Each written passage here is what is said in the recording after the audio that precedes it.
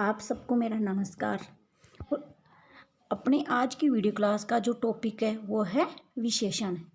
पिछली video classes में अपन ने बात की थी विशेषण की परिभाषा, विशेषण के प्रकार, और अपन ने विशेषण का जो पहला प्रकार था गुणवाचक विशेषण वो अपन कंप्लीट कर चुके थे। तो चलिए आज की अपनी जो टॉपिक है उसे शुरू करते हैं और विशेषण के जो अन्य पद जो प्रकार हैं उन्हें हम आज पढ़ते हैं। तो मैं आपको बता रही हूँ कि विशेषण का जो दूसरा प्रकार है वो है संख्यावाचक विशेषण। देखिए इसकी परिभाषा है संख्यावाचक विशेषण की, वे विशेषण शब्द जो संज्ञा अथवा सर्वनाम की संख्या का बोध कराते हैं उन्हें संख्यावाचक विशेषण कहते हैं। फिर से एक बार इसकी परिभाषा में रिपीट कर रही हूँ। संख्यावाचक विशेषण ये विशेषण का दूसरा प्रकार है, पहला था गुणवाचक विशेषण।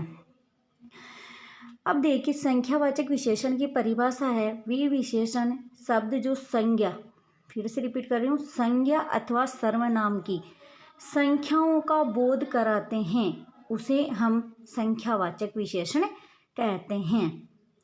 अब देखिए संख्यावाचक विशेषण के भी दो भेद होते हैं, एक तो निश्चित संख्यावाचक विशेषण और एक अनिश्चित संख्यावाचक विशेषण।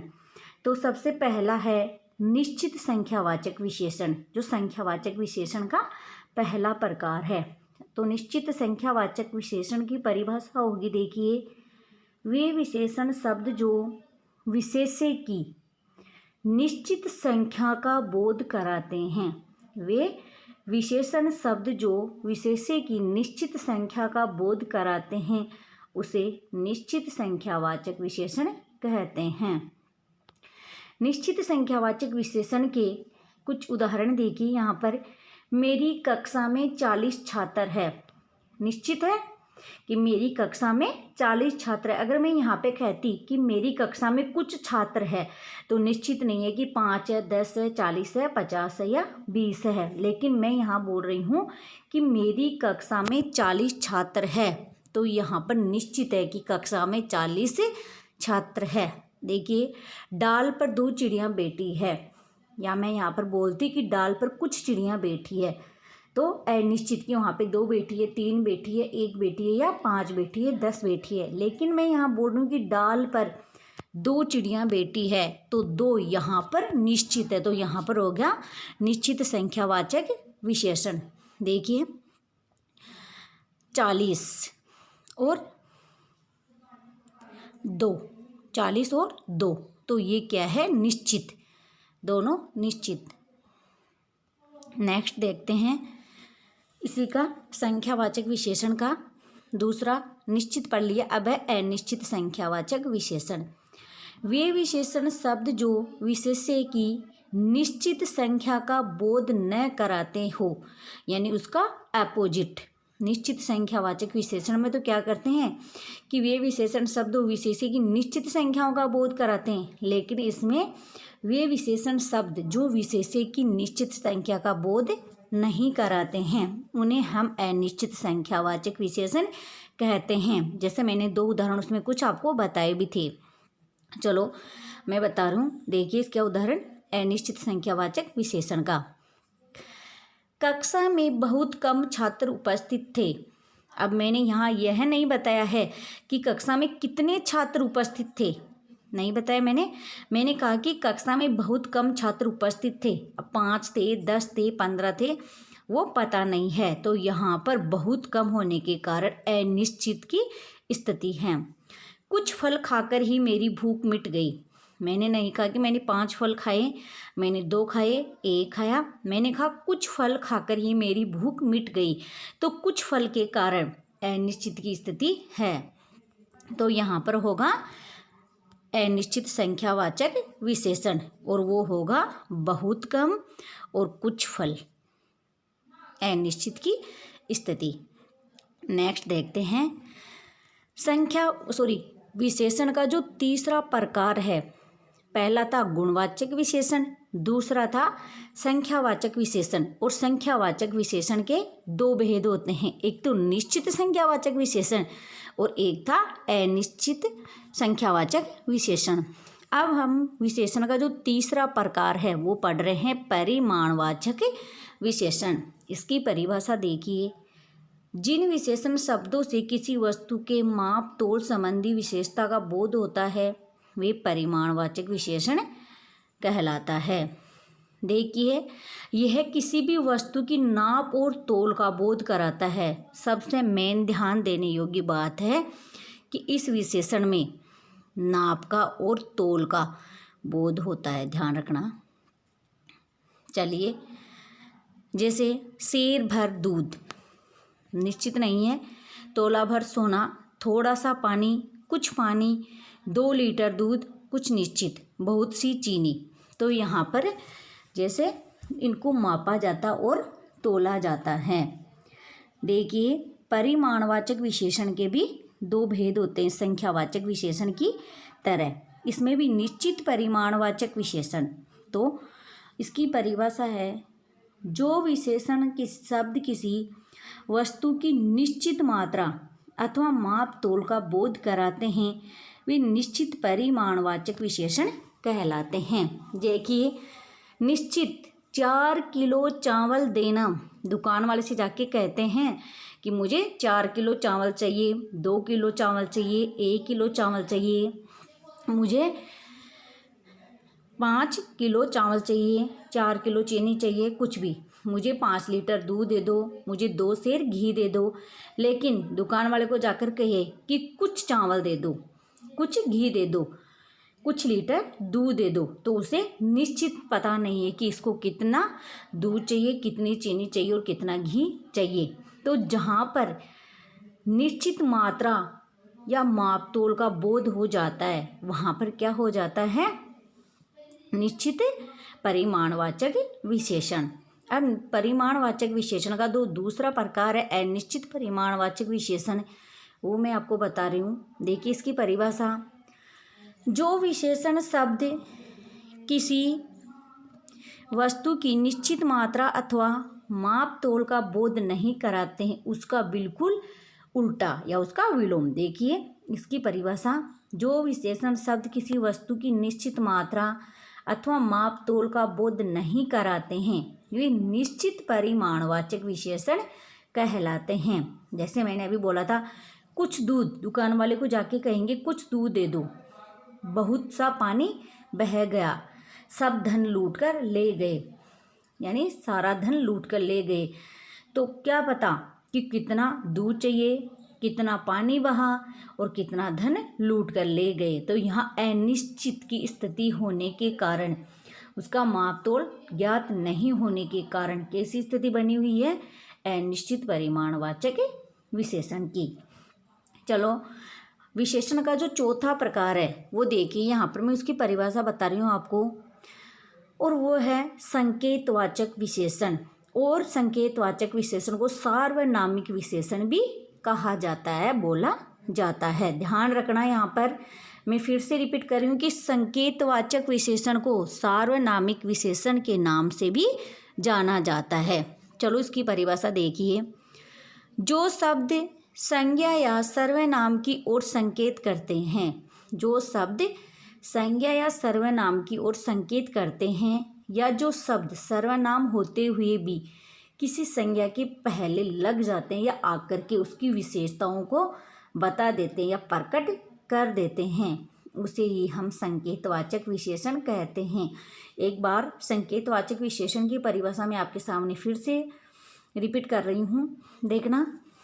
जो शब्द संज्ञा या सर्वनाम की ओर संकेत करते हैं, या जो शब्द सर्वनाम होते हुए भी किसी संज्ञा से पहले आकर उसकी विशेषताओं को प्रकट करे, उसे हम संकेतवाचक विशेषण कहते हैं। देखिए, मैं इसका उदाहरण बता रही हूँ आपको। इसकी उदाहरण है, यह घोड़ा अच्छा है। घोड़ा क्या है, संज्ञा, तो इसके पहले जो यह आया है तो वो क्या है, यहाँ पर विशेषण। कौन सा विशेषण होगा, संकेतवाचक विशेषण। हम किसकी ओर संकेत कर रहे हैं, घोड़े की ओर, कि यह घोड़ा अच्छा है। वह लड़का लिखता है, लड़के से पहले जो वह आया है यानी लड़के की ओर संकेत करा कि वह लड़का लिखता है, किसी की ओर पर संकेत करके कहते हैं। कैसा घर बनाया है, किसी घर को देख करके, या घर संज्ञा है तो उसकी जगह जैसे घर के लिए बता रहे हैं कि कैसा घर बनाया है। और कहते हैं कि ऐसा आदमी देखा नहीं, किसी आदमी में जैसे कोई मतलब चीज़ हमें दिखाई देते हैं तो उसकी ओर हम संकेत करके कहते हैं कि ऐसा आदमी देखा नहीं। तो यहाँ पर एक चीज़ देखिए, आपको मैं बता रही हूँ, यह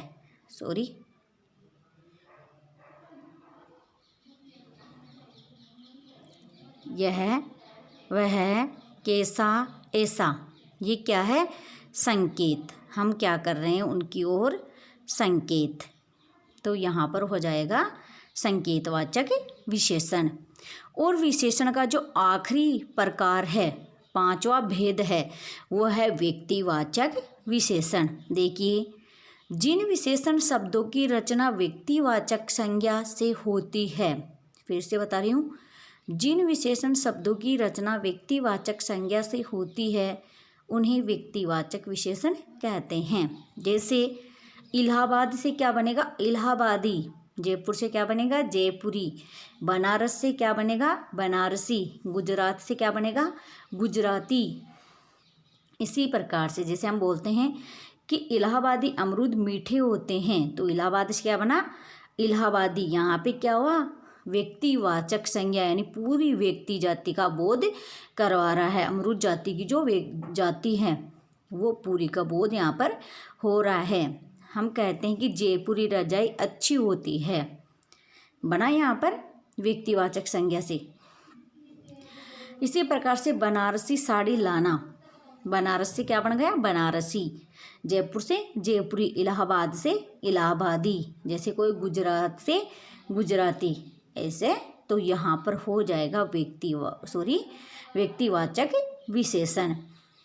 देखिए नेक्स्ट, मैंने इसकी आपकी एक मतलब जितना आपने विशेषण पढ़ा तो उसकी परख करने के लिए कि अपना मूल्यांकन हो कि अपन ने कितना इसमें कुछ समझा, किस हद तक समझ में आया, इसके लिए मैंने आपकी सरलता के लिए एक छोटा सा टेस्ट पेपर बनाया है। वो टेस्ट पेपर हर वीडियो में होना भी ज़रूरी होता है। किसी भी टॉपिक के बाद में उसका टेस्ट पेपर हमेशा ज़रूरी होता है अपने मूल्यांकन के लिए। तो चलो देखिए, मैंने कुछ क्वेश्चन आपके लिए यहाँ पर ऐड किए हैं। मैंने क्वेश्चन नंबर फर्स्ट बनाया आपके लिए, थोड़ा दूध देना। तो मैंने थोड़ा के नीचे लिए क्या किया है, यहाँ पर इसको रेखांकित कर दिया है। देखिए अंडरलाइन दिख रही होगी आपको। चलो एक बार फिर और करके बताती हूँ मैं आपको। देखिए यहाँ पर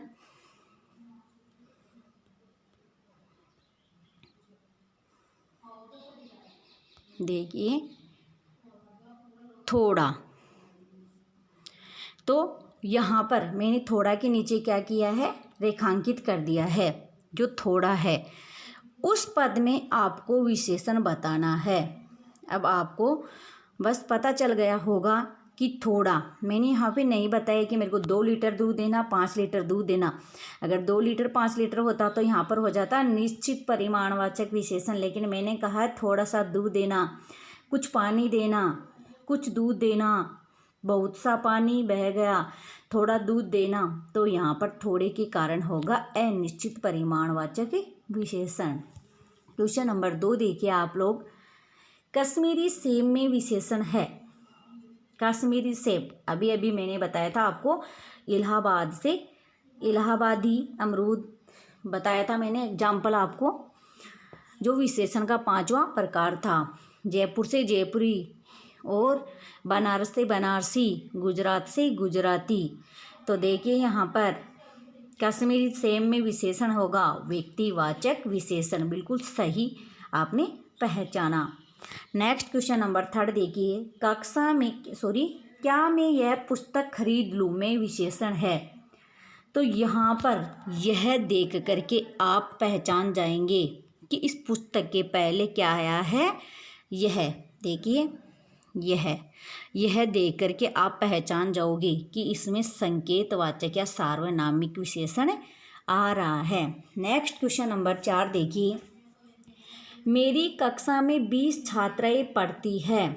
यहाँ पर क्या है, निश्चित, और जो विशेषण का प्रकार है वो होगा संख्या आ रही, देख लेना 20, तो निश्चित संख्यावाचक विशेषण होगा। अगर मेरी कक्षा में कुछ छात्राएं पढ़ती है तो यहाँ अनिश्चित संख्यावाचक विशेषण हो जाता।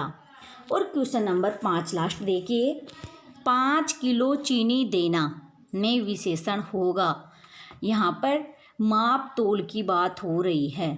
वैसे संख्या आ रही है 5, लेकिन यहाँ पर देखना एक चीज़ कंफ्यूज नहीं होने की ज़रूरत नहीं है। मैंने कहा था जहाँ पर माप तोल होता है वहाँ पर परिमाणवाचक विशेषण होता है। आप यहाँ संख्या ही नहीं देखोगे, कुछ और भी आपको समझना है कि इसमें मैं क्या कह रही हूँ। 5 किलो चीनी देना, 5 दे करके आप डायरेक्ट मत बोल देना सर कि यहाँ पर निश्चित संख्यावाचक विशेषण होगा। यहाँ पर निश्चित परिमाणवाचक विशेषण होगा, क्योंकि यहाँ पर किसकी बात हो रही है, माप तोल वाली वस्तु की बात है, चीज़ की बात हो रही है। तो मैं आशा करती हूँ कि आपको विशेषण बहुत ही अच्छी तरीके से समझ में आया होगा, और किसी भी प्रकार की त्रुटि के लिए मैं आपसे क्षमा मांगती हूँ। अपन फिर मिलेंगे अगली वीडियो क्लास में, तब तक के लिए आप लोगों को धन्यवाद।